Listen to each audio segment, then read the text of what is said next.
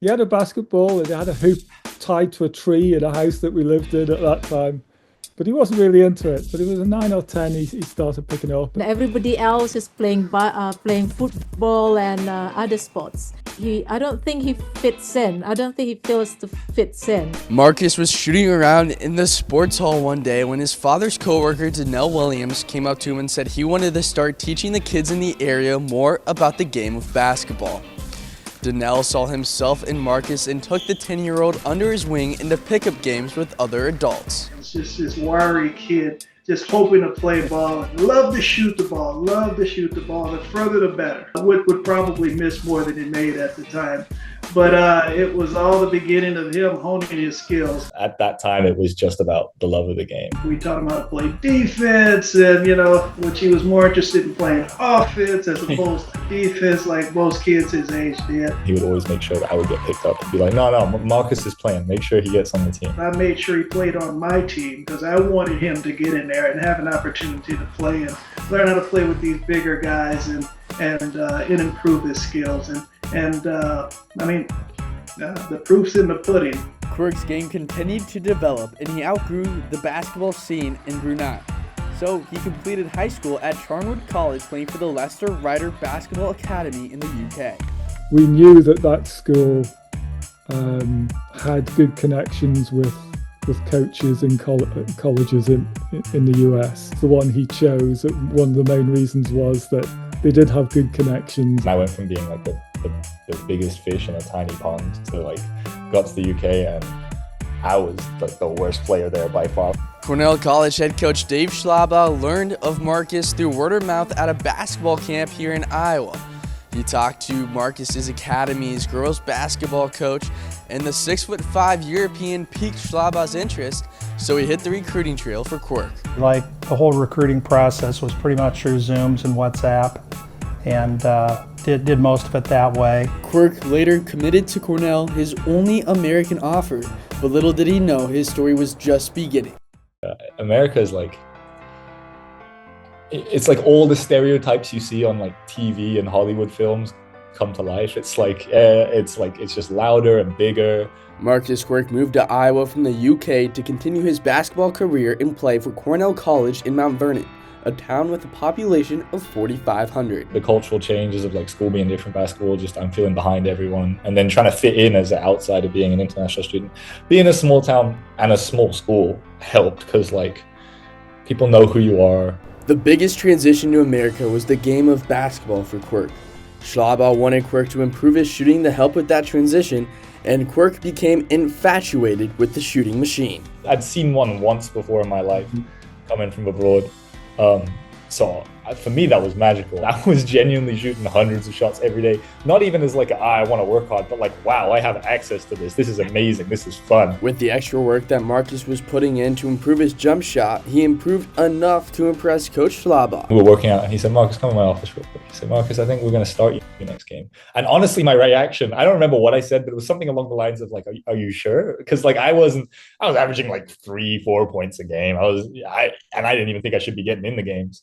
But actually my first game against Knox College, I remember the line. I had 16 points, my first college start, and it was a little bit of a lucky game, but it built my confidence for sure. I was very proud.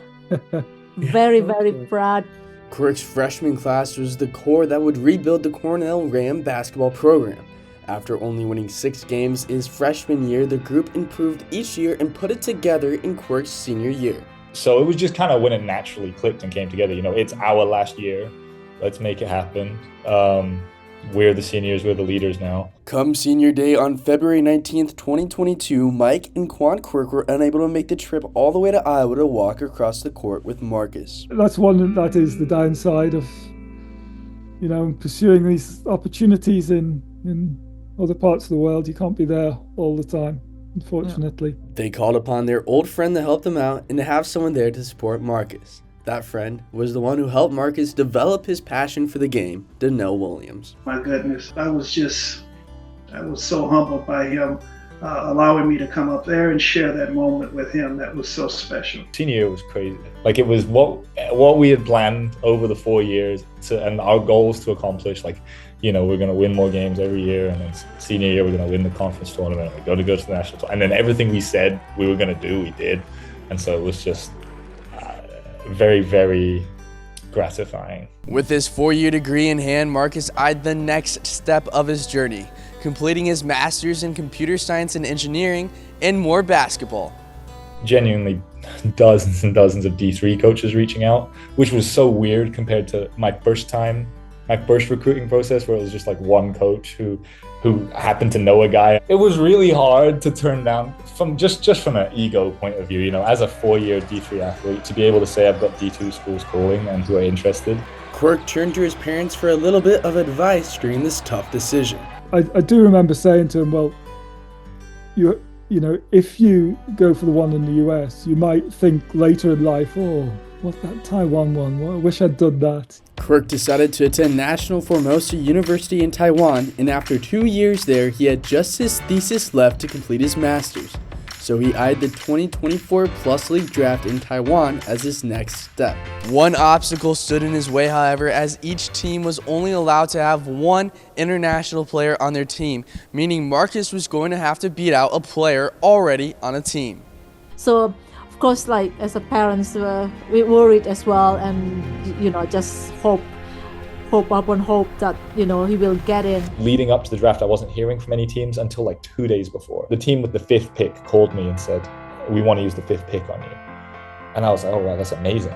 That's crazy. And then the day before the draft, they called me again and said, hey, we still want to use the 5th pick on you, but we've received word that the team with the 4th pick wants to pick you, so you might not be there for us. So the team with the 3rd pick picks me. I was like, what? I didn't expect that at all. Like, they didn't even talk to me, they didn't call me. Yeah, it was exciting, but also, there's a bit of relief there because we knew he'd put a lot, staked quite a lot on it. Even though Quirk is living out his dreams, he stays humble and compassionate, often saying how lucky he is to be in this position. Just like being very appreciative of the fact that I have opportunities that other people don't, that maybe, I don't want to say I don't deserve them, but like a lot of people deserve these kinds of chances. And so I'm the one who's here. I like this quote, right?